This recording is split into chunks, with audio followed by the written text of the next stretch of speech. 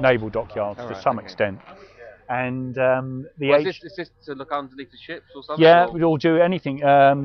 It would be if they would put in a ship into a dry dock. They would put in divers to make sure the ship sat in on the blocks and things like this. There was a number of sort of jobs that divers would be used for inside the dockyard. And of course, I would imagine that there's a lot of trust that goes on, because you really wouldn't want to upset the person who's doing the oxygen, turning the wheel. That's right. Yeah, we got this. This is being used almost as original. So we got the original divers hand pump. So I'm just going to turn this camera around while they're fishing up, because you've got to have a look at this. Yeah. Okay, there we go. So here we have the diver's hand pump, and this is a single cylinder, double acting pump. You've got two cast iron flywheels on either side, handles on either side, so you would have two people which would pump this pump. Yeah. And basically it pumps air down. As you can see, there's a black hose which is coming out the bottom of the pump, which goes along and attaches to the back of the diver's helmet, and this would supply the air to the diver when he's in the water. So the pumpers will have to continuously turn the handles to maintain the airflow to the diver. So yes, you're quite right, you wouldn't want to upset I'm just trying to picture it, is that, you know, you fall out, have a little argument with a person, and you're a little bit apprehensive about going down into the water. And I can imagine a few people being specifically very nice to these people. Yeah, you worked as a very close team, so you had to get on. Yeah, like you say, if you upset somebody, then there could be consequences to that. Yeah. Of course, nothing ever happened like that in the past. I'm sure there have been stories. Many years ago, there was a diving operation going on where they were using the same type of equipment. Yeah.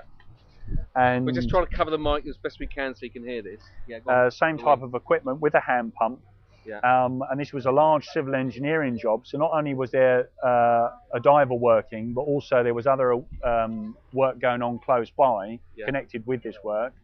And the story which we got told is that somebody shouted, "Stop the pump," and the two guys working on the diver's pump thought they meant the diver's pump, so they stopped pumping when the diver was still down in the water. Oh no. Did he? Well, apparently the story we got told is the diver came up the ladder quite slowly, waved his fist at the two pumpmen, which realised that he wanted the air, and they started pumping again, and he went back down. Oh, he went. Yeah. Well, me, I think I'd have got out of my suit and had a word or two. It looks quite comfortable there, doesn't it? Normally the divers wear, the original suits were made of what's known as a canvas twill, which was basically then had a rubberized layer between the two, making it watertight. Yeah. And the diver would have worn a series of woolens underneath the suit to keep him warm, obviously in the cold water. And as you can see, the actual diver's hands are bare, and even in the middle of the winter, traditionally divers never wore gloves.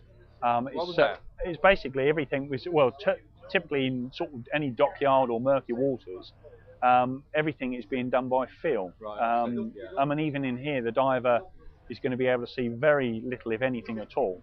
So the diver needed maximum sensitivity of his hands, therefore he didn't wear gloves. Yeah. And obviously in the middle of the winter, the problem with that is your hands would get extremely cold. So normally what they used to do is they would go in the water, and when their hands became so numb they couldn't feel anything, they would then come back up and put their hands into a bucket of lukewarm water to get the circulation back in their hands, and then go back in the water again.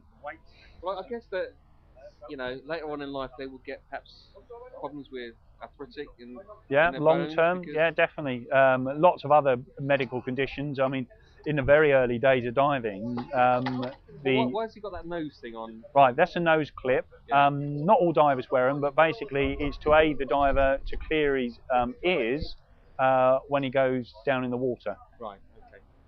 So you get that pop that you get when you're on the aeroplane? That's right, yeah. It's basically the opposite of that. You get that on an aeroplane because the pressure is reducing. In this case, you would get the pressure increasing on the ears. Now what they're doing is placing the helmet onto the breastplate, and there's a leather gasket between the helmet and the actual breastplate, and then the helmet's fitted with what's known as an interrupted thread.